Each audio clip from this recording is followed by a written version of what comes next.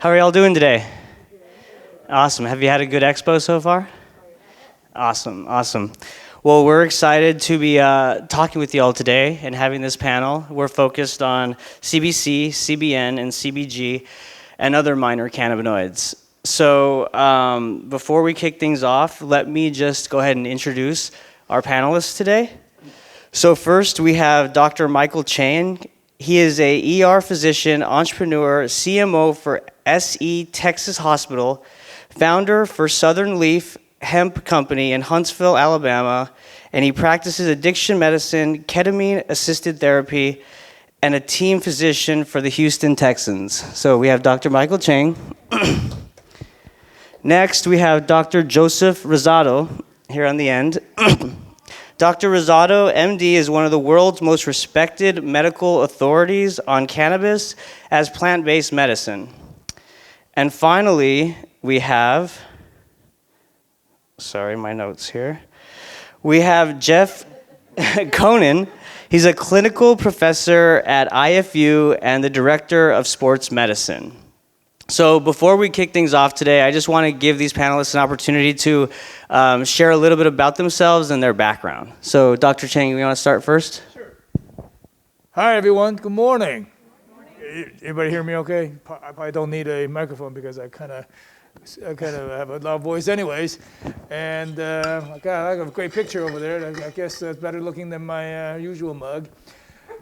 So I just want to kind of first introduce myself. I'm an ER physician by training, but my life has kind of led me to different paths, outside of emergency medicine, even though, just like everybody else, the last 8 months has been preoccupied with COVID. And as such, I'm glad to see everybody's all, masked up and social distancing. I just want to put in a plug. Stay safe until the vaccine, okay? We're seeing the light at the end of the tunnel. We just got to get there. So please be safe.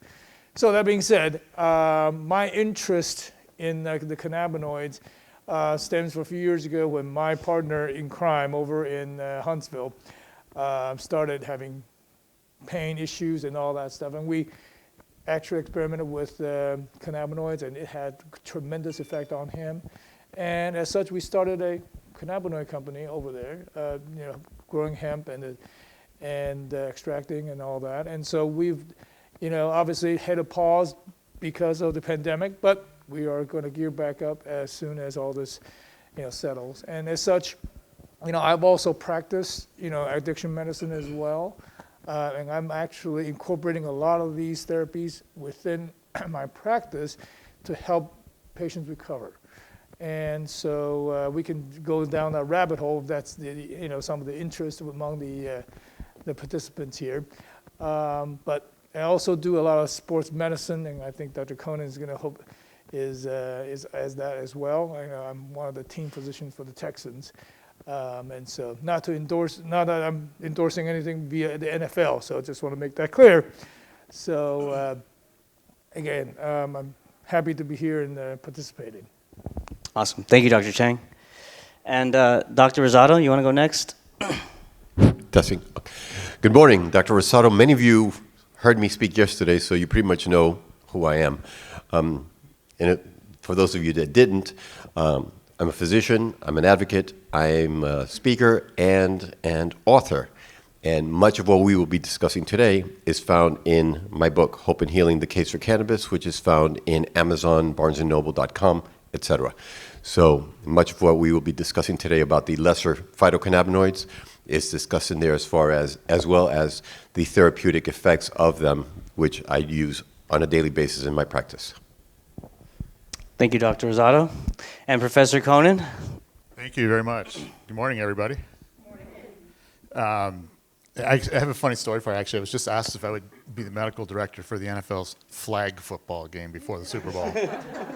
So, yeah, I'm not in your league yet, but I'm working my way up. So by background, I'm a clinician. I'm a physical therapist and athletic trainer and worked in professional and college and all other level amateur sports for the last 30 years. I'm currently now a professor at Florida International University in Miami, and I direct a doctoral program in sports medicine. And I have 7 doctoral students coming on board to study cannabis with me. I'm an educational consultant with your CBD store, who you may have seen inside the exhibit hall. And I've published 25 textbooks. And I say that only because as a clinician, or anybody else in the room, clinicians, anything of any kind, physicians, nurses, anything. So when we come here, if any of you are in the room yesterday when I spoke, when we come to these meetings, we all drink the Kool-Aid. We're all advocates for the most part, right? When I go to my meetings, the healthcare providers, I'm the minority there in terms of talking about this. And so if I were 24 or 25 years old at those meetings and talking about it, they wouldn't listen to me. I had no credibility. But because I've published and because I've been recognized for 30 years in the profession, I actually can go and have a forum. But what my job is to educate all of these healthcare people who are really smart people, but were brought up and taught up in a world that didn't involve everything from the endocannabinoid system to what we're talking about today. So that's the perspective that I try to bring here, and I try to make as many friends as I can in the industry from the very beginning of the people who work with the seed in the ground to help them understand this is the message at the end that we have to convey ultimately to not just the athletes I work with, but the athletes spend hours every day with people like me in our profession. If you can convince the people in my profession about understanding this better and being a supporter and an advocate, et cetera, then that message will convey to those athletes. And those athletes are in celebrityism status, right? So when they do it, if they wear a Breathe Right, everyone else buys a Breathe Right. So if they start buying into this and the leagues at their levels buy into it, then I think you have better buy-in, generally speaking, across the country, and the world for that matter. Well, thank you very much. And just for a little background for myself, my name is Kevin Carrillo, and I recently have entered the industry. I started a podcast back in April called Cannabinoid Connect. So I encourage you to check that out. It's on every streaming platform. But basically, it's aligned with Professor Conan, what he said in terms of educating and informing the public regarding the plant and its medicinal benefits, and also, the economic impact that it could have. So a good segue to start off for the panelists is, in my experience with cannabis and some of the cannabinoids, is I wrestled pretty much all my life. So from an athletic perspective, after wrestling from 5 years old until 19, I really felt that, THC and CBD really helped with anxiety, the edginess, the inflammation. So we'll start with you, Dr. Chang.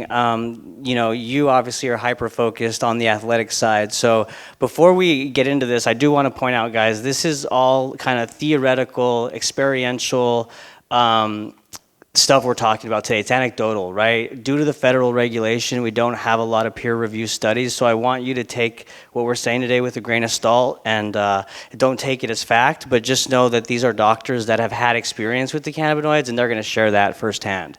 So Dr. Chang, why don't you talk about your experience with the minor cannabinoids and how they have helped in terms of performance or recovery in athletics? Thank you. So let me also preface that a lot of what we're talking about is, as you said, very theoretical. And the reason is, let's think about this. I'd like to call the hemp plant is probably the most dirty plant you can think about, right? The last I checked, and that was only maybe 6, 7, 8 months ago, there was 113 cannabinoids in the hemp plant. So you go and give somebody, there's some preparation, and hopefully it's a full spectrum one. We can talk about that. What are you getting is not just CBD, THC, what have you. You're getting all the 113. And probably add a few more since then, I'm pretty sure. And as such, try to drill down on what exactly CBN does, CBG does. It gets a little tricky because I don't think there's been a whole lot of studies that you can really hang your hat on and say, this definitely does this, at this dose, this and that. And as such, so we gotta be a little bit careful in making too bold of claims. And so that's gonna want to emphasize that point, and that's very well taken. And so, but that being said, I think what we can say with some degree of generality is that there are a lot of potential therapeutic aspects that can be used with all these endocannabinoids. And obviously the ones that we're thinking about that has getting a lot of press is obviously things like CBN, CBG, CBC, THCV, and that kind of stuff. So that being said, the ones that I am particularly interested about, and this is only a subset, okay, is obviously pain, inflammation, and neuro, aspects of it, such as concussions, and then recovery. So how do you use that? Well, the easiest thing, again, I also had to also say another thing too, is because of my affiliation with the NFL and the teams, and I know Dr. Conan is very mindful of this too, we got to make sure we are within the legal quote the aspect of all this, meaning that there's a lot of rules and regulations that are currently in place, and so the last thing you want to do is to put an athlete at risk of failing his drug test. And we know a few already, so we're not gonna go there. So I have to make sure whatever they do, they can do it without harming their careers. So as such, that pretty much limits what I can do personally. And I'll put it over to Dr. Conan because he probably has more experience with all these other formulations that could be very useful. But as a broad stroke, I tend to favor a lot of the topicals, and just for the simple reason that it acts exactly to where you want it to act. Somebody fell and hurt his shoulder, guess what? That's probably where you want it to act. And then, systemically, you just got to make sure that that your cannabinoid that you're giving is pure. So you got to make sure you get your COA, right? Certificate of analysis is extremely important because the last thing you want is to give somebody you think what it is, but it's not. As a matter of fact, a study came out a few years ago, back in 2015, showed about 70% that of all, if you take 100 formulations, only maybe about 30-40% is exactly what it is, some are a little bit more, and some are a little less. And there may be even contaminants, so you got to be very, very careful. And then you also have also deal with some of the psychiatric and psychological aspect of things. And that also has a lot of bearing. The biggest, the most studies, obviously CBD, and obviously all your THC. And just from anecdotal, there is some good evidence to suggest things like CBN is good for certain things, like, for example, sleep, because it tends to be more similar to your THC, and it's a little bit less psychoactive, if you will, meaning that it doesn't give you as much high, but it still gives you some of that same effect. So that's kind of the overview. So I don't want to take too much, but I want to punt it over to Jeff and and just see, again, that's kind of like the broad strokes. Sure. Well, and Professor Conan, so being the director of sports medicine, what has your experience been interacting with athletes and approaching them, with alternative-based medicine like the minor cannabinoids?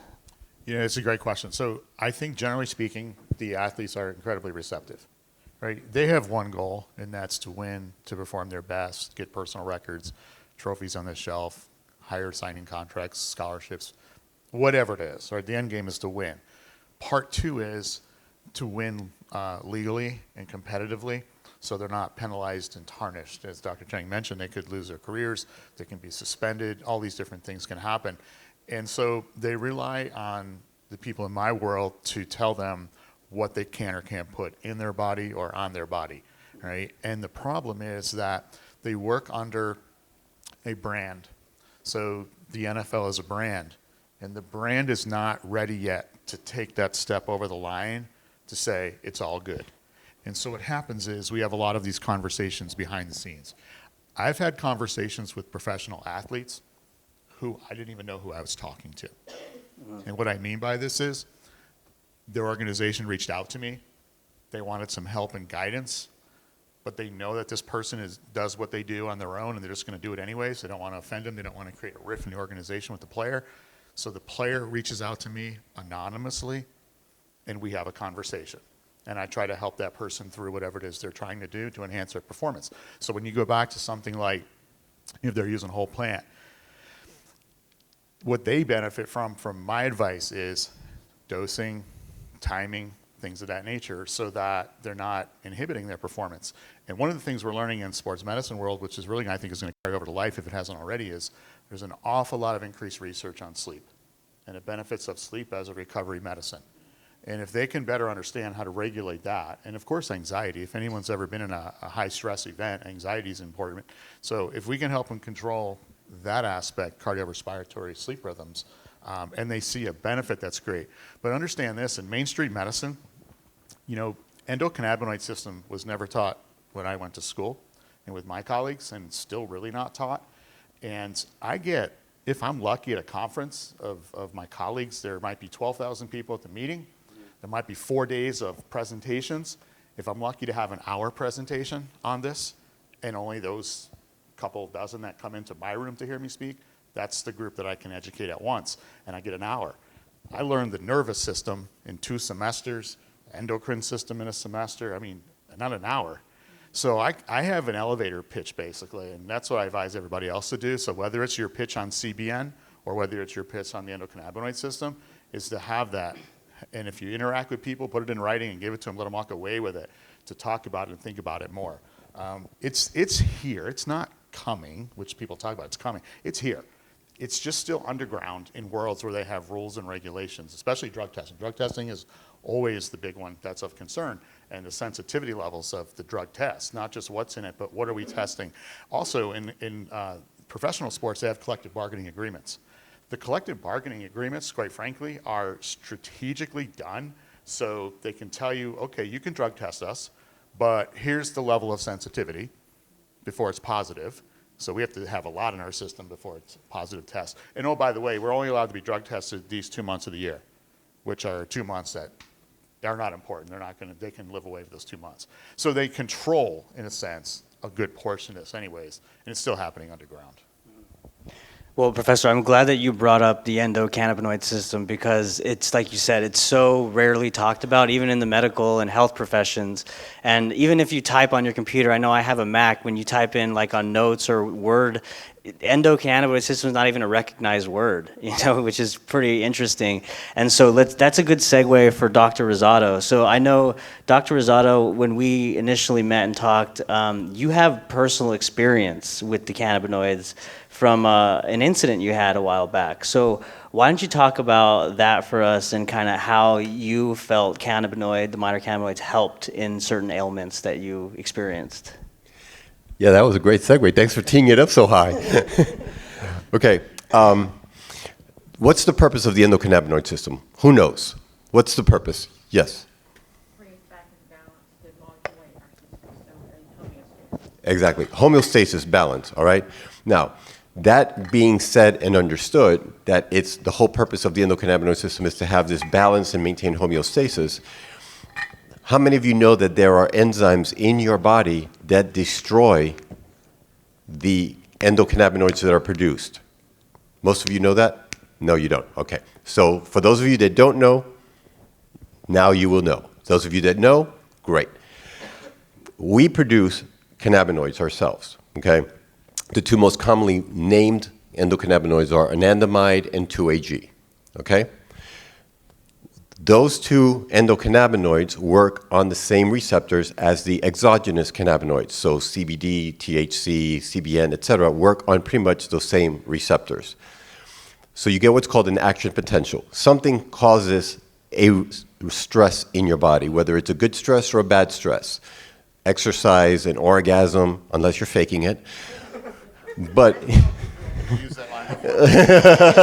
That was so on point, wasn't it? Damn. Yeah, he's done that one. you get good stresses or bad stresses. Like in my case, just recently, one of my children was arrested. That was a hell of a bad stress, okay? So you combine that, boom, an action potential happens, and you get a bunch of releases of neurotransmitters. Calcium is released, it crosses, what's called a synaptic cleft, which is, nerve cell to nerve cell, blah, blah, blah. But right there, you get the stimulation of the endocannabinoids forming to begin and create a balance to go into those receptors. As those endocannabinoids are working to get to those receptors, you have two enzymes that go in there and destroy or inhibit the action of 2-AG and anandamide. The enzyme that destroys anandamide is FAAH, fatty acid amide hydrolase, also known as FA. And no, it is not a lone, low way to run for those Sound of Music fans in the audience. You're loving my jokes today, man. I'm going to take you with me wherever I go. You're my new groupie. So, He's telling his jokes. it's the New Yorican coming out. So you've got the Fa that breaks down the anandamide. MAGL breaks down the 2-AG. Okay? Now, what inhibits the Fa and the MAGL?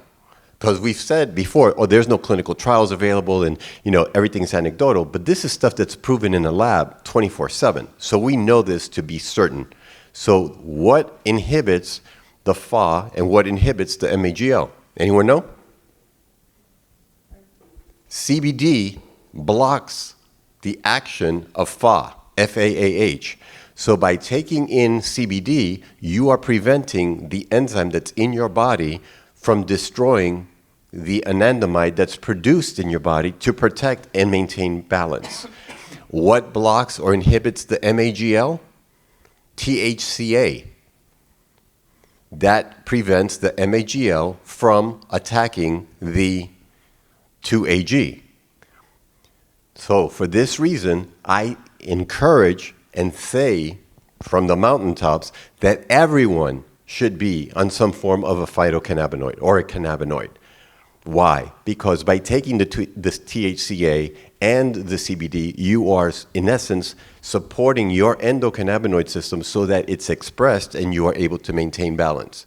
Now, why is this important and what ailment did I have? I had COVID-19. June 8th of this year, I was exposed. In the state of Florida, when they opened it up to 75% of the restaurants to be open, I went to a restaurant to give a lecture because I do consulting work, to meet with a doctor's office. And there were 10 of us, their staff and myself. Of the 10 of us that were at that restaurant, 5 of us got sick. Of the 5 of us, 3 of us got somewhat ill. I have COPD, so I was relatively ill. One of the people in the group has fibromyalgia, had chronic fatigue syndrome, fibromyalgia, high cholesterol, prediabetes. She was down for the count. We didn't have to admit her, but we were really, really close. So I get exposed June 8th. June 15th, 14th, I start having symptoms. The sore throat, the dry cough, the general aches and pains, like a sinus pressure, sinus infection. That evening, I get into the severe night sweats, where I have high fever, sweating like a pig. I get up that following morning, completely dehydrated. I walk from my bedroom to the kitchen because I know I'm dehydrated and I need something to drink. And on my way to the kitchen, I pass out because I was so dehydrated. My Pomeranian discovers me, and she's barking and licking my face, and she was the one that brought me to life. I crawl to the kitchen, and I'm able to get something to drink. I go back to my bed. I call one of my friends who's a pharmacist, and I'm like, look, I think I got it. I need help. And so we have the conversation with her. But I've got a stash in my house of different cannabinoids. So I start researching, I start reading. I know that we've got the cytokine storm. I know we've got all these issues with, the lungs and whatnot. So I start, based on what I use on my on my patients, I started doing myself. Physician heal thyself. 200 milligrams of CBG at bedtime. Why? Because CBG is 5 times as potent as CBD as an anti-inflammatory. So by taking 200 milligrams of CBG is the equivalent of 1,000 milligrams of CBD. So I was doing that at bedtime. I started inhaling a 1-to-1 CBD delta 8 THC at bedtime. Why? To help me sleep, to get some rest, but also because of the anti-inflammatory, antioxidant component of both of those. I strongly recommend the delta 8 THC on my cancer patients. They use that routinely to help with their cancer and their cancer symptoms. So I'm doing that at bedtime as well. I up my CBD intake. I up my THC intake. I do the zinc. I do the vitamin D. I did the colostrum. So all the things that I know to do aside from the cannabis, but the mainstay of my treatment was cannabis. Did I do hydroxychloroquine? No, even though my president said that, or our president said that, why not try hydroxychloroquine? No, I didn't do that. I didn't take Plaquenil because there's enough rheumatoid arthritis patients that need that medication, so I didn't do it. I hate azithromycin. I hate the Z-Paks because there's so much resistance. So I went with what I know works for me, which is Augmentin. So I did do an antibiotic, but in conjunction with that, I did all these other things. And here I am, telling you the story. Now, of the 10 of the 5 of us that were infected, I was one of the first ones to recover. I did lose partial sense of smell. I did lose partial sense of taste. I lost partial sense of hearing. So my disease affected mostly my nervous system. Didn't affect my lungs at all. Did affect my memory, short-term memory, a lot of mental fog. I'd be consulting patients, and because now I'm doing everything virtually, I'd be in my home office looking at patients in the computer, and they'd be talking to me, and my brain, I would be fighting with my brain saying, what did they just tell me? What did I just hear? Because I was having that mental fog, mental fatigue. To support that, I did some magic mushrooms. I did lion's mane. So, to help with that. And then from there, I've done additional things like the ketamine to support my brain and the restoration of my brain. I've done some psilocybin. I went to Mexico and I did the combo with the Sonoran toad, which is DMT, post-COVID-19, all these things to help recover and help with my general overall health. But the mainstay of everything was the cannabis. But you hear that I used way more than just the cannabis. So there's more than one way to skin a cat, and all of these different things do work together for the greater good. Well, and I'm glad you brought that up because I've had guests on my podcast who have echoed what you're saying in terms of talking about cannabis as the future of medicine, where when we have a really, really good understanding of not just the current cannabinoids that have been identified, but the ones even that we're going to discover in the future, they're kind of predicting that we'll be in this point where we can dial in, right? Like we know what this cannabinoid does, therefore we need to target this particular ailment that we have and dial in that way. So in y'all's experiences, like let's break down these cannabinoids. I mean, the topic of this is CBC, CBN, CBG, and Dr. Rosado, you touched on it a little bit in terms of like the differences between CBG and CBD when it comes to inflammation, right, and how it's much more potent. So let's break down these cannabinoids. Like CBC, I've heard that thrown around, but I don't know what that is. So what has what have people learned about the CBC and other minor cannabinoids?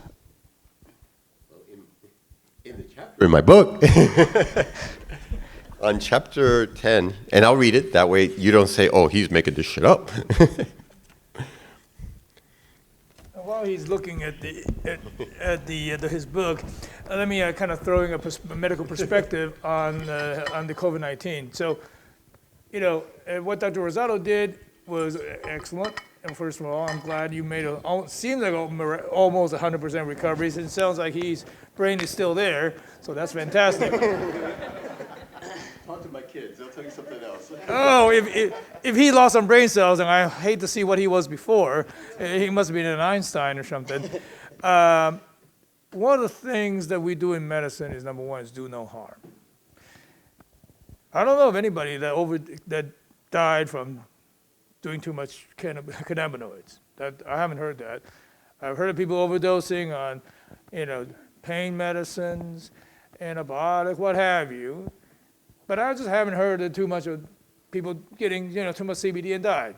As a matter of fact, I think the last time I read the best guess for, LD50, the lethal dose 50 for CBD was like 15 grams. Now, who the hell is going to take 15 grams of CBD? Who the hell has that kind of money to begin with, right? And if you're going to chew that plant, you probably, that's a lot of wood you got to get in there, right? So the point is, all the stuff that he did, that Rosado did, at the end of the day, I'm not saying that it's effective, but even though anecdotally he's an N of 1, so, but it's not going to hurt him, is what I'm trying to get at. And so there's minimal downside, and maybe there's some upside. Now, you can't really, at this point, prove that all this stuff really causes recovery, right? I mean, you just can't. There's no, as best I know, there are no randomized controlled studies on this. But at the end of the day, what's the downside? Except money, I suppose, right? So that was the only point I was going to make. I want to add something really quick because you just used a phrase that I use all the time to try to convince my fellow healthcare providers. N of 1. So in medicine, unless we have these randomized, controlled, blinded clinical trials, we don't accept it. And even if we know there's studies out there that talk about all forms of cannabis, but then they get questioned about the methodology and the statistics used and et cetera, et cetera. But when I travel, what I just heard here are N of 1s everywhere I go from somebody in the audience afterwards. There can't be that many N of 1s that are coincidence or placebo, right? So at the end of the day, something is there. And that's the goal, to open people's eyes, to become receptive, to say, change some regulations, allow us to study this more effectively. And I've been the first to say on record, if we do studies and then it shows there's nothing there, well, then I'm done. I drop my mic and I've got nowhere to go speak on podiums anymore, and that's okay. But I want that opportunity because the N's of 1s are strong people with a strong message. That's what's carrying things through right now. So in Chapter 9, CBC is one of the ones that I strongly use and recommend for pain. So any type of pain, muscular pain associated with musculoskeletal pain, as well as neurogenic pain. So patients with multiple sclerosis. I've partnered with a chronic pain clinic that we're talking about patients that are on anything from 60 milligrams of extended release morphine per day up to 300 milligrams of extended release morphine per day, with another 100 milligrams of short-acting morphine. And so I came on board to begin to wean these people off using cannabis, using other methods, but primarily using the cannabis to reduce their need for opiates. But there's also some neurologists in the group, and so they send their epileptic patients to me, their multiple sclerosis, their Lou Gehrig's, which are all qualifying conditions in the state of Florida. And so that being said, when I send them to the dispensaries to get or buy their medicine, I give them profiles for them to follow, specifically the higher percentages of the CBCs, as well as different terpenes to support with the inflammation and support with the pain for what's called the Entourage Effect. Now, who has not heard of the Entourage Effect? Who does not know what that is? Okay, cool. So that's the whole point of doing, or what I'm going to read briefly to you guys, is stimulating that entourage effect so that people get the greatest bang for their buck, because there's nothing more distressing than somebody walking into a dispensary and a 21, 22-year-old bud tender is sitting across the counter and says, "What do you want?" And the person, a 50, a baby boomer, is looking at him going, "I don't know." And then the bud tender that's 21, 22 says, "Well, this is what I use." And the baby boomer says, "Okay, well, give me that." Right. And then I get the call, 2-3 hours later. You said that what you recommended, I wasn't going to get high, I wasn't going to get sick, and they've greened out. Their heart rate goes up, their pupils get dilated, they get paranoid, they freak out, they dial 911, they get to the emergency room, and then the emergency room doctor's calling me up and saying, "God damn it, Rosado, what'd you do now?" Right. I'm like, or they become a detractor, right? They don't come back to the plant. After yeah, that and now I because they had a lost bad- either a patient, Yeah. or their family members get into this. Go ahead. Yeah, and I just want to make sure we do want to leave time for Q&A. Yeah. So yeah, So in Florida, you're a physician allowed to recommend. Mm-hmm. What test did you pass to be qualified to do that? I know the answer to this. I want everyone to hear this. Well, I was one of the first 30 physicians in the state of Florida to be certified to recommend medical cannabis. There's 55,000 doctors in the state of Florida. I was one of the first 30 to take an 8-hour course back in 2015 to recommend medical cannabis. In that 8-hour course, we did speak on the endocannabinoid system. It was a relatively decent course. Didn't prepare me because I had to do a lot more research, and because there wasn't that much out there, that was the impetus for writing this book. Fast forward 2 years later, they realized that, and I also paid $1,000 for that course. 2 years later, they said, "Oh no, this course isn't good enough because it doesn't touch enough on the legal aspect." So they did away with the 8-hour course and they created a 2-hour course that was written by 2 attorneys. And the purpose of that course was, if you do XYZ, we will suspend you, put you in jail or prison, and take your license away. And there's no mention of the endocannabinoid system in that 2-hour course. How many physicians again? 50,000. There's 55,000. Zero knowledge. It's crazy. Unless you're self-taught now. Right. And of that, there's only right now between 2,000 and 2,300 physicians that are certified in the state to recommend cannabis. And of that, only 10% of us are actually doing it pretty much full-time and doing it the way it should be done. Right. But as far as the CBC goes, arthritis pain, inflammation, any type of musculoskeletal pain, multiple sclerosis, muscular dystrophy. Again, I said yesterday that I manage a lot of pediatric patients, so a lot of genetic cerebral palsy, things like that, is where I use the CBC. The CBN for my insomniacs, people that have a hard time sleeping or can't sleep. We incorporate some of that CBN. The THCA for, one, to block the MAGL, but also for children with seizures, because the acid form also supports epilepsy. Cancer patients, I've had reverends of female pastors that have had breast cancer that, I'm never going to use marijuana. I'm never going to smoke that.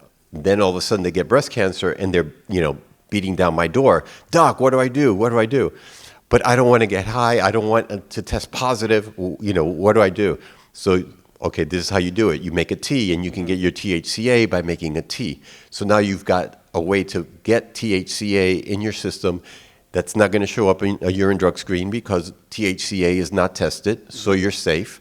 So There's ways to dial it in, like exactly. you're saying. So there's different ways that you can hone in, knowing, for example, the vaporization points of each one of the phytocannabinoids and knowing when they decarboxylate. And so by using a handheld vaporizer and you set the temperature, now you're able to control what phytocannabinoid you're working on based on what your specific need is. Right. And so that's how I dial it in with the patients and target what condition we're managing and how we're going to address it.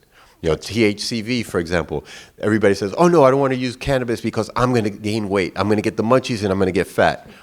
Well, I've got patients that have lost 100 pounds over a year's time using cannabis. How did they do that? Well, one, they're no longer using steroids for their rheumatoid arthritis pains, so that helps them lose weight.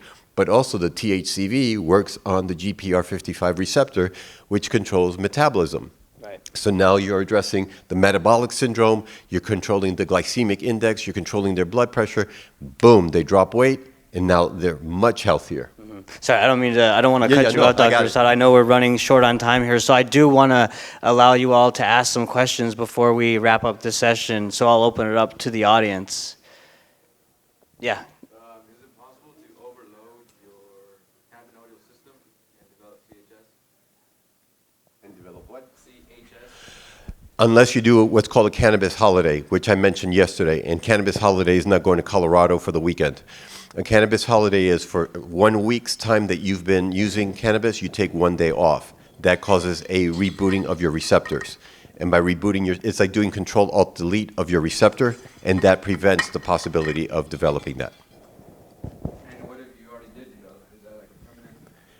It's not permanent because you can you would change the mode of administration, because typically when people develop that, it's because they use one mode of administration. They either use inhalation or typically it's just that they only do inhalation. So by switching them from inhalation and going to like a sublingual or an oral mode of administration, now you're working a different pathway, and it does not affect that. It's a good question. Yep. Anyone else? Yeah. Can you see patients out of the state of Florida? Maybe like a teleconference or? Only if I'm licensed in that jurisdiction. Right now, I'm licensed, aside from being licensed in the state of Florida, I'm licensed in New Jersey, in Michigan, in Idaho. But because of COVID-19, they've waived a lot of the mandates, and so we are able to see patients across state lines. But it's really delicate, especially when it comes to cannabis. Because, for example, in the state of Florida, the only way I can recommend cannabis, because of the question that he asked me, is because I have to, like on my license, it has, my medical license, but then there's a section that says cleared to recommend medical marijuana, and it's checked yes. So I have to be certified with the state to be able to recommend cannabis. Some states require an additional certification, and that shows up on the board, so. Okay. How do you educate more physicians to get that certification so that, like, how do you educate more physicians to be a part? Go for it. What's that? Oh, no, I No, thought- we I both thought she thought. was talking. We thought she was talking with her mask on. Go back. Yeah. Go ahead. The masks are screwing us up here. Yeah. Well, I saw you. Yeah. I thought it was her. Yeah. That was a great trick. How do we educate? Educate more physicians to become certified in cannabis and in other states. I'm from Georgia, and I know that it can be huge there. So how do we bring you there, or how do we educate more physicians to even want to? Yeah, so I think one of the issues is that their daytime job restricts them from getting involved with cannabis practice, period, based on who's paying their check and what the rules are of those places. So there are many people who moonlight, particularly in Florida, right? And I know a lot of physicians who are residents still and help pay their bills by night. They're doing this. In terms of educating them, it's like anything else. Ignorance is just a tough thing to pass over. And you almost have to live it yourself. I think when it hits home and then you become a believer and it's real, then you start to talk more about it. I do my best. I talk to team physicians from all the different professional sports leagues and college teams, and they're cordial with me. I'm not really sure that they're buying into anything yet, but it just takes time. It's So, there's. oh, no, I'm going to. There's studies out there right now. We actually are surveying people right now. Probably the leader in this is farm schools. They're at about 70% now of pharmacology, PharmD schools that are teaching endocannabinoid system. When I say teaching, it's introduced, right? Medical schools are at about 35-40%. They're even lower in Canada. They're a little higher in Israel and some other countries. We're doing a lot of studies on that right now that are particularly looking at the differences between faculty and what they're teaching. So what we're asking is, what are you teaching, if you're teaching it? Are you teaching it in a pharmacology class? Are you teaching it in a rehabilitation class? Where are you teaching it? Who's teaching it? What are their qualifications?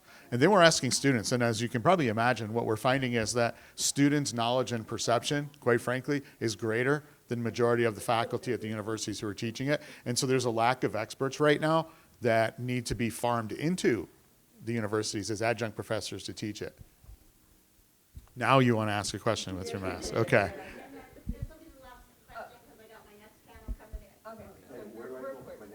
Resistance from the AMA.